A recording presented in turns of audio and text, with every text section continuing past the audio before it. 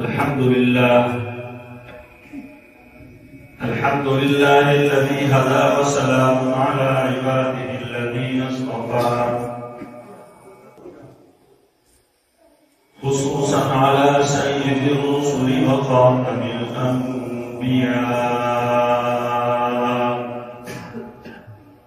وعلى آله وصحبه الذين هم نجوم الهدى. أما بعد فأعوذ بالله من الشيطان الرجيم. بسم الله الرحمن الرحيم.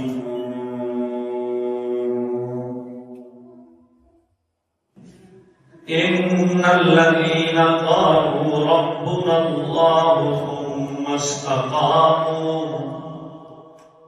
تتنزل عليهم الملائكة ألا تخافوا ولا تحزنوا وأبشروا بالجنة التي كنتم توعدون.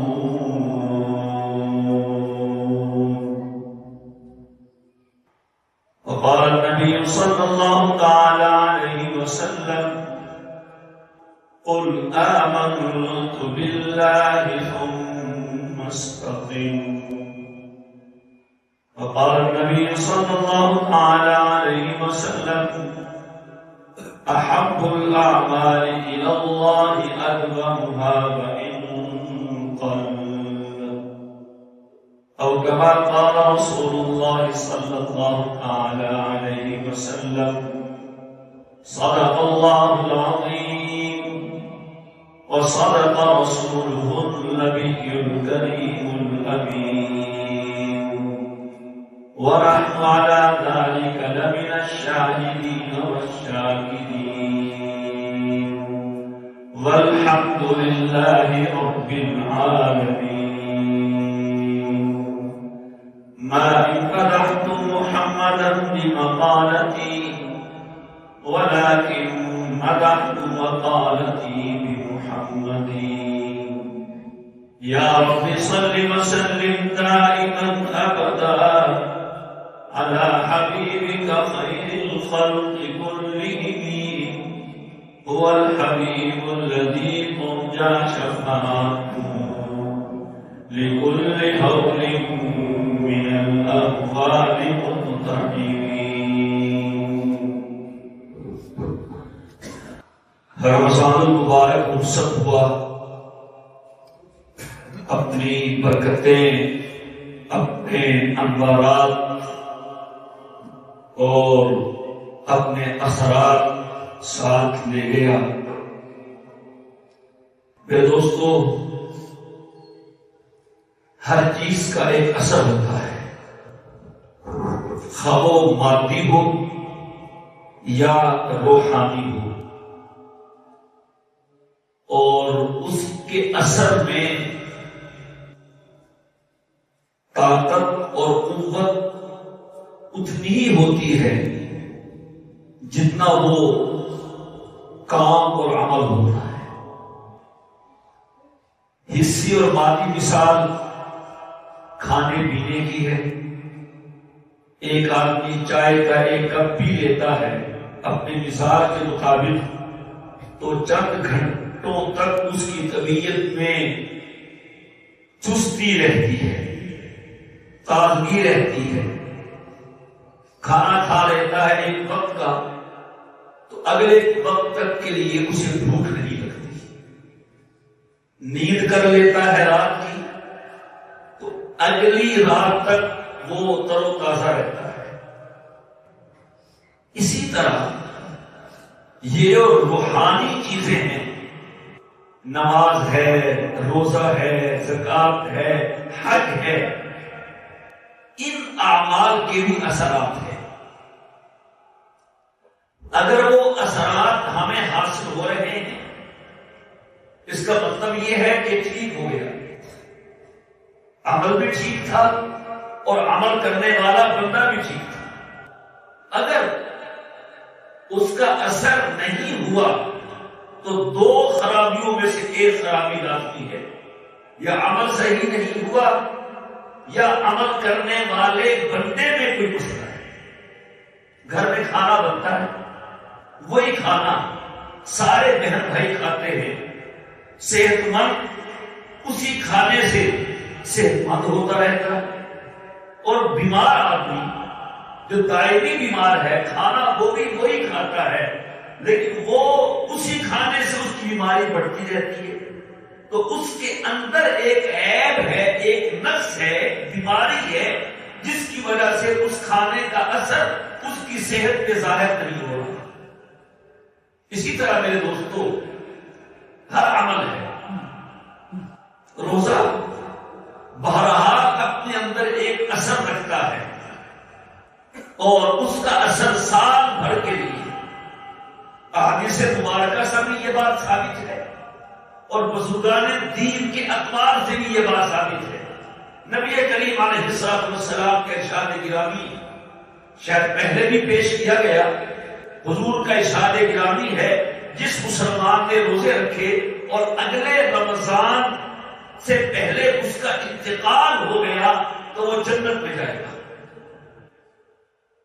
اور حضرت مجدد الفسانی رحمہ اللہ تعالیٰ فرماتے ہیں کہ رمضان کی جمعیت سال بھر کی جمعیت ہے، یعنی اگر آپ نے رمضان کو اپنے آپ کو انتشار سے افتراق سے بچا لیا، دل مجتمع رکھا اللہ کی طرف، تو سال بھر آپ اللہ کے ساتھ نو لگا کے رہیں گے۔ اگر رمضان میں بھی ادھر ادھر کی باتیں جیسے ہوتی ہیں، کوئی اثر نہیں آیا رمضان میں زندگی میں، پھر رمضان کے بعد بھی ایسے ہی ہوگا۔ تو مجھے دیکھنا ہے، مجھے ہر ساتھی یہ سمجھے، ہر بھائی یہ سمجھے کہ رمضان نے میری زندگی میں کیا اثر پیدا کیا ہے، ہوا تھا، ختم ہو گیا، باقی ہے، کتنا باقی ہے، یہ ہے فکر کی بات۔ کچھ تو ہمارے بھائی ایسے ہوتے ہیں کہ وہ عید کے چاند کے بعد خود ہی مسجدوں کے لیے عید کے چاند بن جاتے ہیں۔ کچھ تو اللہ بچائے ایسے ہیں کہ جن کی زندگی میں رمضان ہی نہیں آتا، مسلمان ہیں، ان کے گھروں میں ناشتے بنتے ہیں، دوپہر کے کھانے، شام کی چائے، رات کے کھانے بنتے ہیں ایسے گھر۔ آپ شہری کے وقت میں دیکھ لیتے کس کس گھر کی لائٹ چل رہی ہے اور کن گھروں میں لائٹ بند ہے، لوگ سو رہے ہیں، نماز بھی نہیں پڑھتے۔ اس کی دلیل جمعے کے نمازی رمضان کے مہینے میں کتنے ہوتے ہیں، عید کے دن کتنے ہوتے ہیں اور عام مسئلوں میں کتنے ہوتے ہیں۔ واضح سی بات ہے، ان کی تو بات ہی نہیں ہے۔ جن کی زندگی میں رمضان ہی نہیں آتا ان کی تو بات ہی نہیں ہے، ان کو تو معاملہ اللہ کے سپرد ہے، اور حدیث پاک میں انہیں ہلاک شدگان قرار دیا گیا ہے کہ تباہ و برباد ہو جائے وہ شخص جس نے رمضان کا مہینہ پایا اور اللہ سے اپنے آپ کو نہیں پہنچایا۔ رہے وہ حضرات جنہوں نے کسی بھی حوالے سے رمضان کی قدر کی ہے، روزے رکھ کے، تراویح پڑھ کے، عبادات میں آگے بڑھ کے، صدقہ خیرات کر کے، تو ان پہ ایک اثر ہے اور اس اثر کو چیک کرنا ہے۔ پھر ہم لوگ اپنی جسمانی صحت کا بہت خیال رکھتے ہیں، ڈاکٹر کے پاس جا رہے ہیں، ہم لیب پہ جا رہے ہیں، ٹیسٹ دے رہے ہیں، خون کا، یورین کا، فلاں ٹیسٹ، لیکن ہم اپنی روحانی صحت سے بالکل غافل ہیں۔ اس کا بھی سیم وہی معاملہ ہے، یہ بیمار ہوتی ہے، صحت مند ہوتی ہے، اس کی دوا ہے، اس کا علاج ہے، اس کی بیماری ہے، اس کی صحت ہے، سارا سلسلہ ہے، لیکن ہم میں سے بہت کم ہے، ہزاروں میں کوئی خوش نصیب ہو جو اپنی روحانی صحت پر بھی توجہ دیتا ہو اور اس کو جانتا ہو، اسے دیکھتا ہو کہ میری روحانی زندگی کہاں پہنچی ہے۔ تو ہر حال ہمیں اس مہینے کی برکات کو زندگی بھر ساتھ لے کے چلنا ہے۔ ہم نے اس مہینے میں قرآن کریم پڑھا ہے، پڑھنے والوں نے کیسے کیسے نہیں، تو قرآن کریم کے ساتھ تعلق کو دائمی بنائیے، روزانہ کی بنیاد پہ اس کی تلاوت کا معمول بنائیں، ایک روٹین طے کر لیں، مجھے روزانہ ایک پارہ پڑھنا ہے، آدھا پارہ پڑھنا ہے، ایک پاؤ پڑھنا ہے، اور نہیں کم از کم ایک رکوع تو پڑھنا ہی ہے، اور ایک وقت طے کر لیں۔ علماء نے لکھا ہے کہ صبح کے وقت کا قرآن بہت ہی فائدہ مند ہے۔ فرمایا وَمِنَ اللَّيْلِ فَتَهَجَّدْ بِهِ نَافِلَةً لَكَ عَسَىٰ أَن يَبْعَثَكَ رَبُّكَ مَقَامًا مَحْمُودًا، اور فرمایا إِنَّ قُرْآنَ الْفَجْرِ كَانَ مَشْهُودًا، کہ جو فجر کا قرآن ہے اس وقت ملائکہ حاضر ہوتے ہیں۔ آپ زندگی کا معمول بنا کے دیکھیں، صبح کے وقت آپ تلاوت کریں تلاوت، اور پھر دن بھر اس کا اثر دیکھیں۔ آپ چاہتے ہیں ہمارا دن اچھا گزرے، پرسکون گزرے، پریشانی سے بچیں، حوادثات سے بچیں، بیماریوں سے بچیں، صبح کے وقت میں قرآن کریم کی تلاوت کریں، پھر دیکھیں کہ ایسا اثر کے کلام زندگی میں کرتا ہے۔ قرآن کریم کے حوالے سے دوسری بات، اسے بھی اپڈیٹ کریں، اس کا بھی چیک کروائیں، ہر چیز کا چیک کرواتے ہیں، قرآن کریم بھی چیک کروا لیں، کس لیب پہ، ان لیبوں میں، یہ مسجدوں میں، مدرسے میں علماء بیٹھے ہیں، قراء بیٹھے ہیں، کوئی فیس نہیں، کچھ نہیں، آئیں کہ خالد صاحب میرا قرآن تو سن لیں، میں کیسے پڑھوں، میں بچپن میں پڑھا تھا، صحیح بھی ہے کہ نہیں؟ ارے قرآن تو صحیح پڑھنا آنا چاہیے، قرآن صحیح، قرآن کا پہلا حق ہے وَرَتِّلِ الْقُرْآنَ تَرْتِيلًا، تو لہذا قرآن کریم کے ساتھ تعلق دائمی بنائیں۔ دوسرا نماز ہے، رمضان المبارک میں نمازیں پڑھی ہیں، مسجدوں میں رش دیکھنے میں آتا رہا، تراویح بھی پڑھی ہے، چلے اب تراویح نہیں ہے، 5 نمازیں تو ہیں، رمضان رخصت ہوا، روزے گئے، نماز تو باقی ہے، تو لہذا ہم اپنی نماز کو چیک کریں۔ نہیں ہے دینداری اس شخص میں جس کی زندگی میں نماز نہیں ہے۔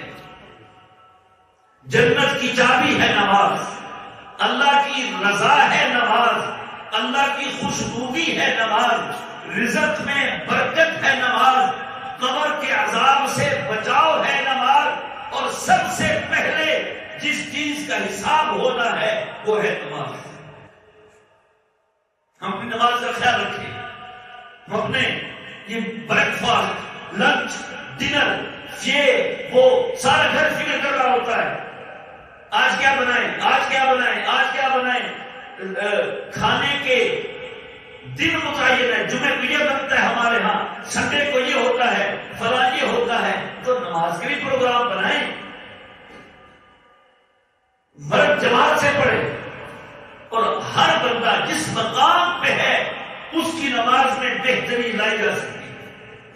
ہر آدمی، کوئی جماعت سے نہیں پڑھتا وہ جماعت سے پڑھے، جو جماعت سے پڑھتا ہے وہ صف اول میں پڑھے، جو صف اول تکبیر اولیٰ سے پڑھے، تکبیر اولیٰ سے نہیں پڑھتا وہ تکبیر اولیٰ سے پڑھے، جو تکبیر اولیٰ سے بھی پڑھتا ہے صف اول میں بھی پڑھتا ہے، وہ خشوع خضوع حاصل کرے، توجہ کے ہاتھ سے پڑھے، اور سنت نوافل پوری پڑھے۔ اپنے بچوں کو دیکھے، رب نے حضور کو حکم دیا، فرمایا وَأْمُرْ أَهْلَكَ بِالصَّلَاةِ وَاصْطَبِرْ عَلَيْهَا لَا نَسْأَلُكَ رِزْقًا نَحْنُ نَرْزُقُكَ وَالْعَاقِبَةُ لِلتَّقْوَىٰ۔ اے میرے نبی، اپنے گھر والوں کو نماز کو حکم کرے، خود بھی ہو پابندی کرے، رہا مسئلہ رزق کا تو نماز آپ پڑھیں، رزق آپ کا ہمارے ذمہ ہے۔ یہ مسئلہ ہوتا ہے دکان، اللہ کہتا ہے وَفِي السَّمَاءِ رِزْقُكُمْ وَمَا تُوعَدُونَ، تمہیں رزق دکان سے ملتا ہے، رب آسمانوں سے ملتا ہے۔ اسی طرح باقی نیک عمل ہے، اور جو عمل میری زندگی کا حصہ تھے رمضان سے پہلے، اس رمضان کے بعد میں اس میں اضافہ کروں۔ لے کے بیٹھتے ہیں یہ کاغذ قلم، دکان کے لیے بیٹھتے ہیں، آفس میں بیٹھتے ہیں، دنیا کے دھندوں کے لیے بیٹھتے ہیں، اپنے لیے بھی کاغذ قلم اٹھائیں۔ میرے زندگی میں یہ نیکی نہیں ہے، یہ گناہ ہے، جو نیکی نہیں اسے پلس کرتے جائیں، جو گناہ ہے اسے مائنس کرتے جائیں۔ صرف داخلوں میں نہیں، زندگی میں فزیکل عملی طور پہ نیکی کا اضافہ کریں اور گناہوں کو مٹائیں، پھر زندگی کا مزہ لیں۔ گناہ دیکھیں، آج کل گناہ عام ہے۔ کون بندہ ہے جو جھوٹ نہیں بولتا؟ کون ہے جو غیبت نہیں کرتا؟ کون ہے جو حسد نہیں کرتا؟ کون ہے جو رشوت نہیں لیتا؟ کون ہے جو سودی کاروبار نہیں کرتا؟ پوری قوم کو دیکھا جائے تو تمام جرائم کا ارتکاب ہے ہماری قوم میں۔ میں چھوڑوں قوا انفسکم واہلیکم نارا، سب سے پہلے اپنے آپ کو اور اپنے گھر والوں کو جہنم کی آگ سے بچاؤ۔ یہ اپنے آپ کو دیکھا، میرے اندر کیا گناہ ہے؟ ان المؤمن لا یکذب، مسلمان جھوٹ نہیں بولتا، ہم تو بولتے ہیں۔ وہی بات ہوئی نا، ایک مولوی صاحب نے کہا کہ نماز وضو کے بغیر نہیں ہوتی، وضو کر کے نماز پڑھا کرو گے، خان صاحب کھڑا ہو گئے، وہ کیسا نہیں ہوتا؟ ہم تو 10 سال سے پڑھ رہے ہیں، ہمارے تو ہو رہے ہیں، ہم تو بولتے ہیں جھوٹ۔ آپ کیسے کہتے ہیں مسلمان جھوٹ نہیں بولتا؟ ہم تو بولتے ہیں۔ تو گناہ دیکھو، اپنے اوپر رحم کرو، اپنا خیال رکھیے گا، اپنا بہت سا خیال، یہی اپنا خیال ہے۔ اپنے لکھ لے گناہ کاغذ پہ، خود کو تو پتا ہے نا میں جھوٹ بھی بولتا ہوں، جھوٹ، غیبت، دھوکہ، فرار، یہ وہ، پھر زندگی بھر ان کو ختم کرنے کی کوشش کروں۔ یہ ہے رمضان کا اثر۔ اس طرح اپنا بھی جائزہ لیتا رہوں، دکان کے لیے وقت ہے آج کل، نہ اولاد کے لیے وقت ہے نہ اپنے لیے وقت ہے، بس پیسہ پیسہ پیسہ پیسہ۔ الذی جمع مالہ وعددہ یحسب ان مالہ اخلدہ، کہ پیسہ کما رہا ہے، پیسہ گر رہا ہے، صبح پیسہ، شام پیسہ، دن پیسہ، رات پیسہ، پھر ایک وقت آئے گا سارا چھوڑ کے چلا جائے گا۔ تو میرے دوستو، یہ رمضان کی برکات ہیں، اس کے اثرات ہیں، یہ ہمیں باقی رکھنے ہیں، اور دھیان توجہ سے بہت کام ہو جاتے ہیں۔ ایک بائک اور ایک گاڑی بھی توجہ کے بغیر نہیں چل سکتی، ہماری زندگی بغیر توجہ کے کیسے چل سکے گی؟ ہم زندگی میں توجہ نہیں دے رہے، اپنے قول اور اپنے فعل پہ توجہ نہیں دے رہے۔ بہرحال خلاصہ کلام یہ ہے کہ رمضان کا مہینہ ہے، گزر گیا ہے، اس کی برکات ہیں، ضائع ہونے سے بچائیے، سنبھال کے رکھیے۔ شیطان کھلا ہوا ہے، نفس پہلے سے آزاد ہے، ان دونوں کی کوشش ہے، پھر دنیا ہمارے سامنے ہے، دنیا کا ماحول ہے، ان کی پوری کوشش ہے کہ ایک ہی دن میں اس سال بھر کی برکتوں والے اثر کو ختم کر دیں۔ ہماری کوشش ہونی چاہیے ہم اگلے رمضان تک اس کی برکات کو ساتھ دے کے چلیں۔ اللہ تعالی ہم سب کو اس کی توفیق عطا فرمائے۔ وآخر دعوانا ان الحمد للہ رب العالمین۔